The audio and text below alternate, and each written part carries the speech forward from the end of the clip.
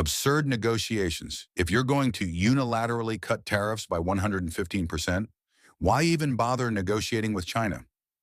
Trump's so-called tariff negotiations with China concluded last night.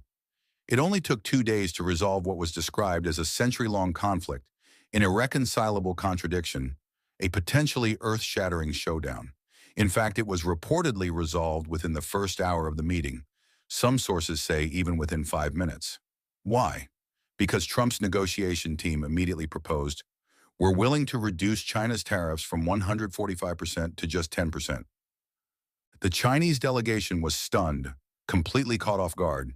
They never expected such a massive reversal from Trump, slashing tariffs from 145% all the way down to 10%. That's effectively like there were no additional tariffs at all. Not only were new tariffs not added, but previous ones were canceled too. Originally, tariffs were at 25%. After the negotiation, they were brought down to 10%, meaning a direct 15% reduction. So after all the trade war hype, it's as if it never happened. The absurdity left the Chinese delegation dumbfounded. They couldn't believe such nonsensical behavior from Trump. I said from the beginning that this was ridiculous to the extreme. Normally, if you want to impose tariffs, they shouldn't exceed 10%.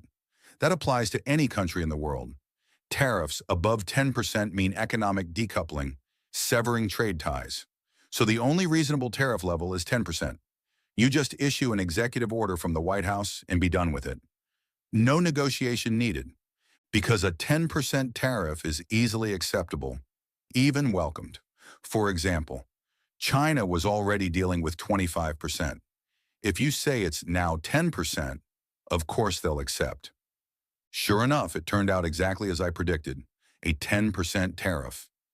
This so-called tariff war ended up being a farce, a bunch of nonsensical rhetoric and empty threats.